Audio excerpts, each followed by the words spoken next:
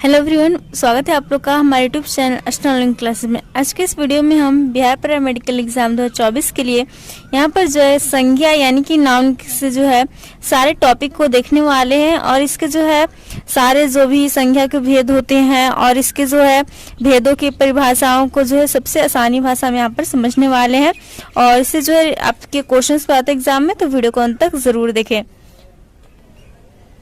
तो यहाँ पर सबसे पहले हमारी संज्ञा की परिभाषा दी हुई है कि किसी व्यक्ति, वस्तु, स्थान, भाव आदि के नाम को जो संज्ञा यानी कि नाउन कहते हैं। जैसे कि किसी व्यक्ति, जैसे कि राम हो गया, रहीम हो गया, सीता हो गया, गीता हो गया। कोई वस्तु जैसे कि कलम हो गया, पेंसिल हो गया।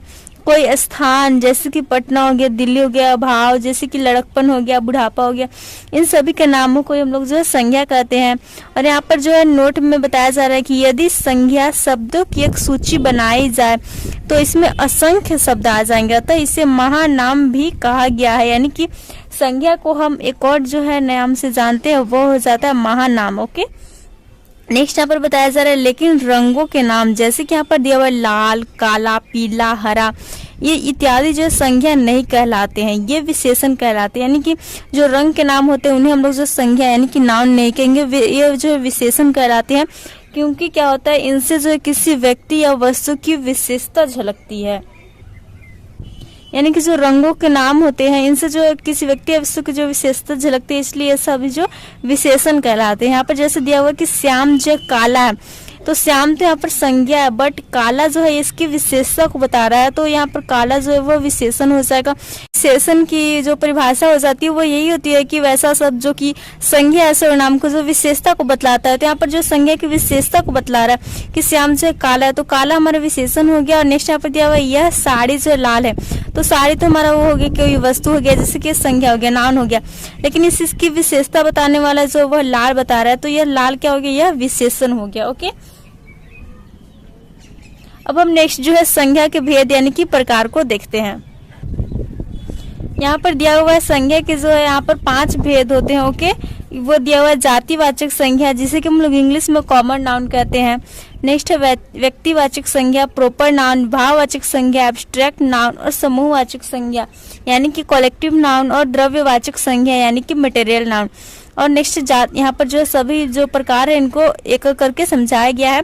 तो जातिवाचक संज्ञा की बात करें तो इस संज्ञा से पूरी जाति का बोध होता है, जैसे कि लड़का, लड़की, औरत, मर्द, गाय, बैल, पशु, पक्षी, कलम, पेंसिल, फल, फूल, आम, इमली, आलू, प्याज, गांव, शहर। इन सभी से क्या हो रहा है, पूरी जो है गांव हो गया, एक शहर हो गया, पूरी जाति का उसका जो बोध हो रहा है, इसलिए हम इसे कहते हैं जातिवाचक संज्ञा। नेक्स्ट यहाँ पर प्रकार हमारा दिया हुआ है व्यक्तिवाचक संज्ञा। तो इससे क्या होता है, किसी खास व्यक्ति, वस्तु, जगह इत्यादि का बोध होता है। जैसे कि यहाँ पर दिया हुआ है राम, रहीम, रजिया, डॉली, चांद, सूरज, पृथ्वी, पटना, दिल्ली। और दिया हुआ है बनारस, झारखंड, महाभारत, रामायण, बाइबिल, कुरान इत्यादि। यानी कि इनसे क्या हो रहा है, किसी खास व्यक्ति की यहाँ पर बात हो रही है, इसके बाद किसी खास वस्तु की बात हो रही है, किसी जगह की, किसी खास जो जगह की बात हो रही है और खास व्यक्ति की बात हो रही है। तो इन सभी हमारा क्या कहलाता है, व्यक्तिवाचक संज्ञा के अंतर्गत आ जाते हैं।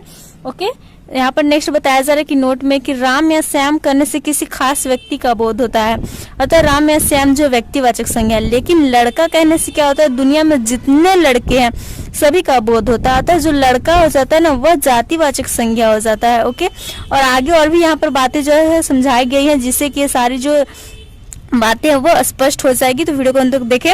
और यहाँ पर यह बताया जा रहा है कि राम श्याम जो है हमारा क्या हो जाता है, कोई व्यक्ति का, खास व्यक्ति का बोध हो रहा है इससे, तो ये जो हो जाते हैं व्यक्तिवाचक संज्ञा। लेकिन जब हम बोलते हैं कि लड़का शब्द है वह क्या हो जाएगा, तो इससे दुनिया में जितने भी बॉयज लड़के उन सभी का जो यहाँ पर बोध हो जाता है, तो ये जाति का बोध कराता है, तो ये हमारा जातिवाचक संज्ञा हो जाता है। जैसे कि देख सकते हैं आप सभी यहाँ पर जो एक तालिका के माध्यम से जो समझाया जा रहा है, ये सिर्फ यहाँ पर व्यक्तिवाचक संज्ञा दिया हुआ और यहाँ पर जातिवाचक संज्ञा। तो यहाँ पर जैसे कि मोहन, सोहन, रहीम, करीम, जॉन, जोसेफ, ये सारे जो एक खास नाम, एक खास व्यक्ति का बोध हो रहा है, तो ये हमारा व्यक्तिवाचक संज्ञा हो जाते हैं। और यहाँ पर जो जातिवाचक संज्ञा जैसे लड़का और मर्द, यानी कि जो पूरे दुनिया के लड़का और मर्द की बात हो रही है, इसलिए पूरी जाति की बात हो रही है, तो जातिवाचक संज्ञा हो जाती है। इसी तरह अंजू, मंजू, रेहाना, सुल्ताना, मैरी, लिली, ये सारे जो है व्यक्ति का बोध कराते हैं किसी खास व्यक्ति का, तो ये व्यक्तिवाचक संज्ञा हो जाते हैं। और लड़की औरत इस पूरी जाति का बोध कराते हैं, इसलिए जातिवाचक संज्ञा हो जा रहे हैं। नेक्स्ट यहाँ पर देखो पटना, रांची, दिल्ली, कोलकाता, चेन्नई, मुंबई, ये क्या कर रहे हैं किसी खास स्थान को यहाँ पर जो सूचित कर रहे हैं, तो हमारा व्यक्तिवाचक संज्ञा होगा। और शहर, राजधानी जो है एक पूरी जाति का यहाँ पर बोध करा रहे, राजधानी यानी कि सारे जो है राजधानियां, तो यहाँ पर हमारी ये जातिवाचक संज्ञा हो जाती है। नेक्स्ट यहाँ पर बताया जा रहा है कि भाववाचक संज्ञा की परिभाषा दी हुई है। तो भाववाचक पर का परिभाषा हो जाता है जिस संज्ञा से किसी व्यक्ति या वस्तु के गुण या धर्म का बोध हो उसे भाववाचक संज्ञा कहते हैं। जैसे कि लड़कपन, बुढ़ापा, ईमानदारी, बेईमानी, लंबाई हो गया, चौड़ाई, अच्छाई, बुराई, दोस्ती, दुश्मनी, रंगाई, सिलाई, पिटाई, पढ़ाई, एकता, वीरता, मूर्खता, इन सभी से क्या हो रहा है किसी व्यक्ति या वस्तु के जो किसी का गुण का यहाँ पर जो है किसी का धर्म, इन सभी का बोध हो रहा है, तो ये हमारा क्या हो जाता है भाववाचक संज्ञा हो जाता है। जैसे कि उसकी ईमानदारी है, वो बेईमानी करता है, वो उसका बुढ़ापा है, लड़कपन है, बड़कपन है, ये सारे हमारे भाववाचक संज्ञा के अंतर्गत आ जाते हैं।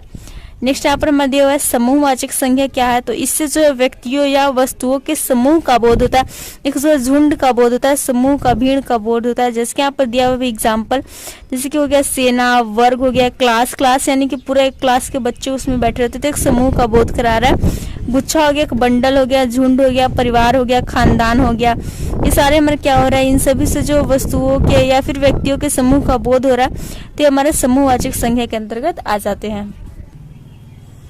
नेक्स्ट यहाँ पर दिया हुआ है द्रव्यवाचक संज्ञा की परिभाषा। तो यहाँ पर बताया जा रहा है जिस वस्तु को मापा या तौला जाए उसे हम लोग जो द्रव्यवाचक संज्ञा कहते हैं। जैसे कि सोना हो गया, चांदी हो गया, घी हो गया, तेल हो गया, पानी हो गया, कपड़ा हो गया, लकड़ी हो गया, कोयला हो गया, इन सारे क्या है इन सब से जो है यहाँ पर चांदी हो गया, घी, तेल, इस सभी को क्या कहा जाता है मापा या तौला जाता है, तो इससे हम लोग कहते हैं द्रव्यवाचक संज्ञा। ओके, नेक्स्ट यहाँ पर जो एक्स्ट्रा में दिया हुआ है संज्ञा का आधुनिक वर्गीकरण, यानी कि आधुनिक रूप से संज्ञा का वर्गीकरण जो है कितने भागों में किया गया, तो संज्ञा का नया वर्गीकरण जो है 2 रूप में किया गया। यहाँ पर दिया हुआ है गणनीय और अगणनीय संज्ञा, और एक है प्राणीवाचक और अप्राणीवाचक संज्ञा। तो सबको हम बारी बारी से समझ लेते हैं।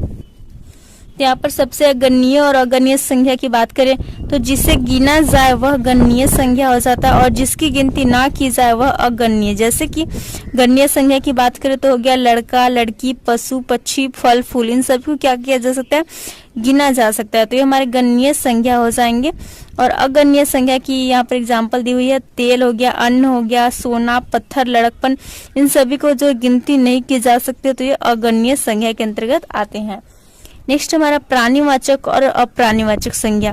तो जो जीव उठ बैठ चल फिर सकता है वह प्राणीवाचक संज्ञा हो जाता है, और जो ऐसा नहीं कर सकता वह अप्राणीवाचक संज्ञा के अंतर्गत आ जाता है। जैसे कि यहाँ पर एग्जाम्पल दिया हुआ है, यहाँ पर एग्जाम्पल दिया हुआ है प्राणीवाचक संज्ञा की हो गया, जैसे कि मनुष्य हो गया, पशु पक्षी हो गया, कीट पतंगे हो गए, ये सारे जीव जो उठ बैठ सकते हैं, चल फिर सकते हैं, तो ये प्राणीवाचक संज्ञा के अंतर्गत आ जाते हैं।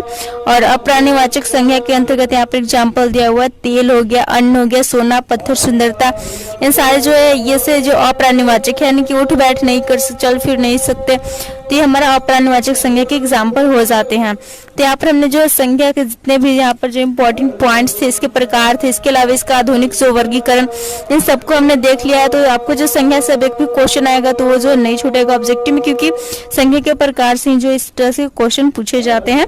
तो आप लोग को वीडियो पसंद है तो वीडियो को लाइक करें, दोस्तों के साथ शेयर करें, और भी ऐसे वीडियोस के लिए हमारे चैनल को जरूर सब्सक्राइब कर लें। वीडियो को देखने के लिए धन्यवाद। Thanks for watching.